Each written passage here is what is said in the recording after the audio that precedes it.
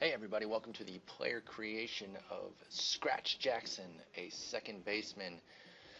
I didn't want to start another guy until somebody finally got promoted out of Double A, and with Tim Tabernacle finally getting promoted to Triple A, I figure it's time to introduce Jackson.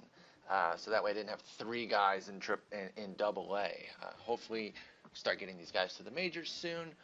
But in the meantime, it is time to fire it up with Scratch's player creation. You can see there I went with a second base and used a lot of the used the points on contact and speed. Just gonna go for that guy who can, you know, grind it out with the hits, the base hits, a lot of contact, a lot of speed. Basically, a perfect player for the Kansas City Royals. Um, he's not gonna have a ton of power, at least not yet, but that's all right. As you can see here, I'm going through the names. I was hoping for something close to Scratch. I knew Scratch wouldn't be in there as a first name. I think I ended up going with Dutch, I guess because it just has the ch sound at the end there. It'll have to work. It's not a problem. I personally play on mute uh, most of the time. I'm listening to podcasts or music or have actual games on, like the playoffs when my Tigers weren't playing, and they won't be playing anymore. His preferred number is actually going to be 55, I think. It's going to be 54 because I was going to make him 5'4", but since he can only be 5'5", had to go with 55. So he's going to be a tiny guy. I think it's going to be a lot of fun to kind of play with a guy who is this size and this skill set. It's a lot of fun to kind of create the five tool guy who can kind of do everything. Mike Trout, Bryce Harper type, or something to that effect. Bradley Excelsior's, trying to be that guy. I want somebody who he can hit for power. He's shown some speed. I'll be improving his defense as he kind of moves along.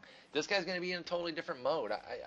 I guess you could say Jose Altuve, although that wasn't necessarily the inspiration. Honestly, I wasn't necessarily going to make another player anytime soon until I was watching one of my favorite shows a couple weeks ago, Key and Peele, the season premiere, and they had a character on there named Scratch Jackson, and that name alone made me laugh out loud. And I was like, oh, I have to create a Scratch Jackson player. So that's what I went ahead and did. And like I said, if you need a player comp right off the bat, go with Altuve because he's short, he plays second base, and he's got that heavy contact and speed game. But that isn't necessarily what I was thinking. I just wanted a completely different guy than anybody I've done. This is not like anything I've done either online or by myself. I'm gonna go with the giant Will Smith sized ears here. I think that's funny. I don't know.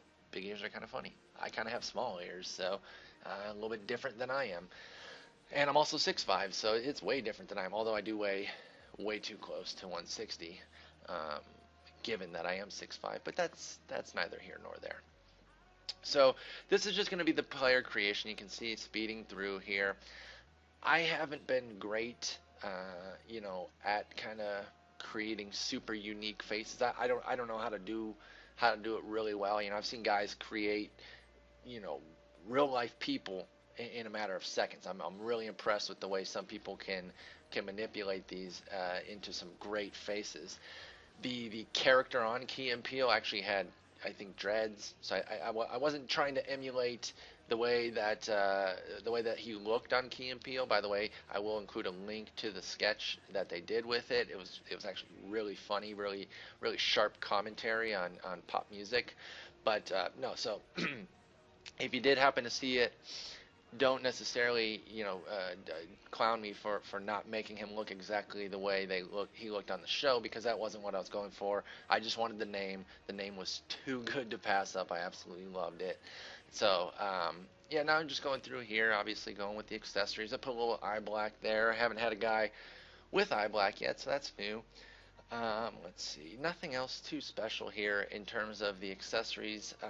Oh, stirrups. Yeah, this is my first guy with stirrups. Most of my guys have high socks. I love the high sock look. It's excellent. I mentioned a minute ago that I'm a Tigers fan. Unfortunately, the Orioles wiped the floor with my Tigers, but the one thing I could admire was their excellent striped socks, the high socks that guys like Adam Jones, Jonathan Scope wore. They were fantastic. So, I can appreciate their style in kicking the hell out of my team. Um, in terms of a stance, I think I wound up with Orlando Cabrera's stance when it was all done. I used the Operation Sports Forums has a whole listing of all the stances.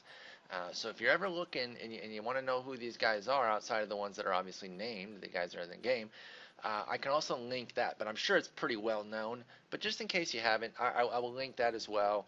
If you want to get a great stance for your guy, like I said, I'm going with Orlando Cabrera here. He kind of has an interesting small guy stance, so I figured that would be a nice way to go for his, like I said, contact-heavy approach. We're just trying to slap the ball all over the place and really do some things with it. I wish I knew all these other ones that I was considering, because I had the list up and I was just going through a bunch of guys, bouncing back and forth, figuring, oh, do I want him, do I want him, do I want him? And then eventually, as you'll see, that's where I wound up. So this is just going to be the creation, one episode for that, and then we'll dive into the 3-game showcase, and then we'll get them drafted. But we're winding down here. I had to. What was the other thing I was going to say? I don't know. At this point, I probably should have made this video just a touch shorter. I didn't really have 7 minutes of stuff I desperately wanted to talk about. But you got to get him some good bat flips here. Not that he's going to be going yard too often, but that's a must. And I picked the music, but I don't really, like I said, ever hear it. And then there's his stats. Went through those pretty quickly. You can go back and pause.